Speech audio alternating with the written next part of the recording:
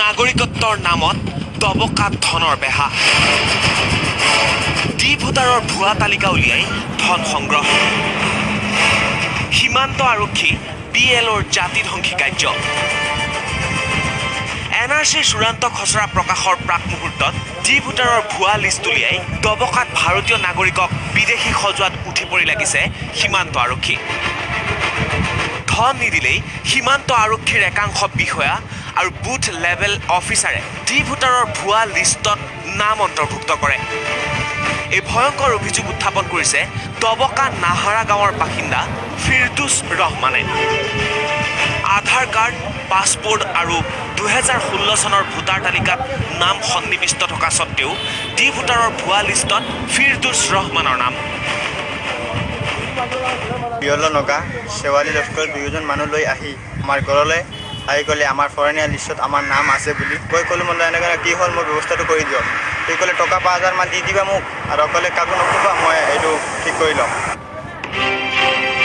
সীমান্ত আৰক্ষীৰ একাংশ বিষয়া আৰু বুথ লেভেল অফিচাৰ শেৱালী লস্কৰৰ দালাল স্বামী পূৰ্ণ লস্কৰে 5,000 টকা দাবী কৰিছিল ফিৰদৌছৰ পৰা দাবী কৰা ধন দিবলৈ অমান্তি হোৱাৰ পিছতেই ডি ভোটাৰৰ ভুৱা লিষ্টত সন্নিবিষ্ট হ'ল নাম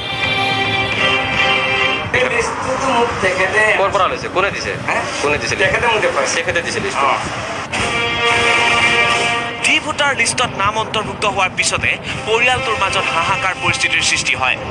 কিন্তু হোজাই SP অফিচ হোজাই নিৰ্বাচনী বিষয়াৰ কাৰ্যালয় দবকা ৰাজহ চক্ৰ বিষয়াৰ কাৰ্যালয়ত ডি ভোটাৰৰ লিষ্টত নাই ফিৰদৌছ ৰহমানৰ নাম দালাল স্বামী পূৰ্ণ লস্কৰেৰে মিলি বুথ লেভেল অফিচাৰ শেৱালী লস্কৰে কৰা ষড়যন্ত্ৰ পোহৰলৈ অহাৰ পিছতে দবকা ৰাজহ চক্ৰ বিষয়াই ক্ষোভিত হৈ দালাল পূৰ্ণ লস্কৰক কাৰ্যালয়ৰ পৰা খেদি দিয়ে মই NSKত মোৰ মাইকী মানুহ বেমাৰ হৈ আছে মোক অকণমান চাবলৈ দিছিলে মই চাই থাকোঁতে হুঁচিয়াৰ হেৰি গৈছিলে বাইদেউ মোক কৈছে আহিব নালাগে মই নহওঁ আৰু কি আছে ক'ত আহিব নালাগে ইয়াত অফিচত আহিব নালাগে কৈছে মই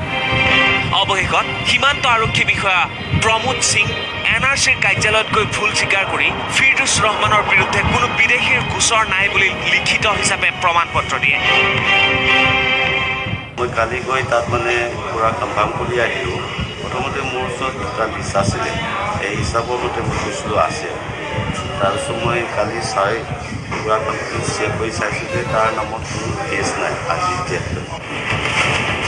ডি ভোটাৰৰ ভুৱা লিষ্ট উলিয়াই হাৰাশাস্তি ভুগোৱা সীমান্ত আৰক্ষীৰ একাংশ বিষয়া আৰু বুথ লেভেল অফিচাৰ কাণ্ডত ক্ষুব্ধ হৈ পৰিছে নাহাৰা গাঁৱৰ ৰাইজ দবকাৰ পৰা Abdul Hakim news 18 Assam north east